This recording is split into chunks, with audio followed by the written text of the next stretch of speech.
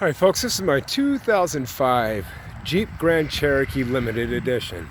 It has a DVD player, all the little bells and whistles, but this is my off-road sports car that I wanted a sports car, but my wife wanted a four-wheel drive, so I'm hooking this baby up to be something pretty fierce later on.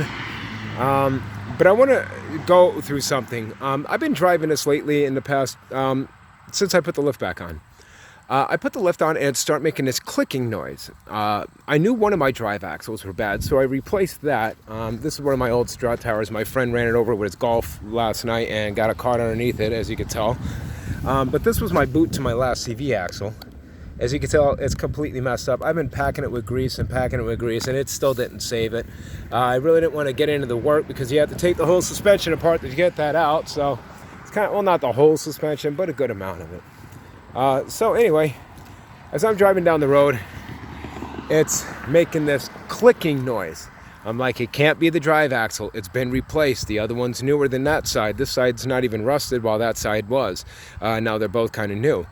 So I knew it wasn't that. The wheel bearings have absolutely no play in it. I could spin them around. There's no clicking, no grinding. There's no humming, no nothing like that.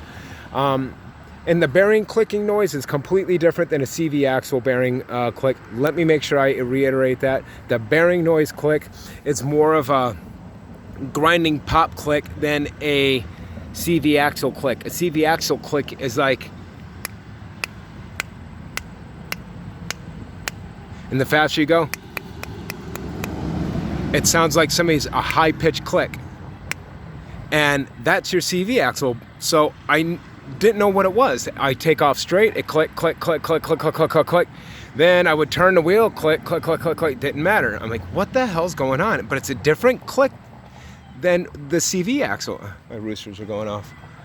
Something's out there, probably the cat around here. So I figured, let me look underneath here and see if there's any play in the shaft, right? And I'm like, there's absolutely nothing shaking here at all. Nothing going back and forth, nothing twisting. And then I looked back in here where the bushing is. There's no more boot. It's completely gone. In fact, let me shove my finger down in here. There you go. You want to see all the grease that's in the bearings? That's all the grease that's left in that axle. And it is not looking good. It is so gritty, so dirt infested. And then the front axle doesn't have the boot. It has the universal joints, that kind of a yoke. So I'm going to be replacing that whole entire thing all the way up to that part there. And then I'm going to wind up getting a rebuild kit and I'm going to rebuild my transfer case. And I can't wait to get into that project. I'm going to buy one and rebuild it. But other than that, that's it, man. That's the problem. The clicking noise when you're going straight sounds like a CV axle. You replace your CV axle and your wheel bearings and it's still clicking on your Jeep. Check this impeller shaft.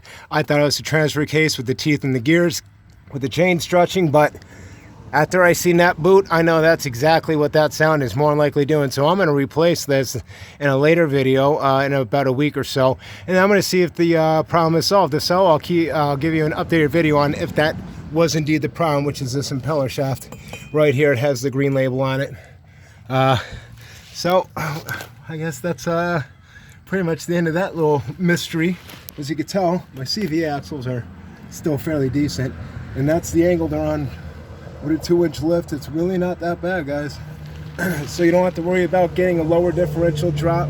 It'd be a waste of money. In fact, you'd probably drop it down too much to where it would be bringing the axle up way too much when you go and have your tire completely compressed upward. It'll probably wind up pulling on the boot and everything and trying to pop it out of the sleeve up here where the splines are. So you do not need to get a differential drop when you have only a 2-inch lift on your Jeep WK.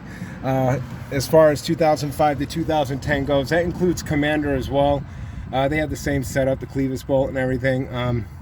So make sure you guys get that checked out as well. If you find the clicking going straight and you could tell it's going with speed and it sounds like it'd be the rotation of how long it takes for that drive shaft to rotate one time, probably about maybe 2 feet. Every 2 feet you're accelerating, or 3 feet of clicks. That's probably your main indicator here. A CV axle is really fast, especially the faster you're going and turning. And usually your CV axle will click, whether you're in neutral, or if you're not accelerating, or if you're accelerating. If you're turning and that axle's bad, more than likely it will click. This does not click when I let off the throttle, or if I'm babying it, just going up the hill, it will not click. Only under heavy acceleration, mild acceleration, or even just slightly above light acceleration, it'll start to click when you're going straight. You might notice it not doing it as much when it's warmed up. That is another indication that made me check this and not my transfer case. I'm probably going to wind up buying the rear drive axle as well and just replacing both of them all in one shot.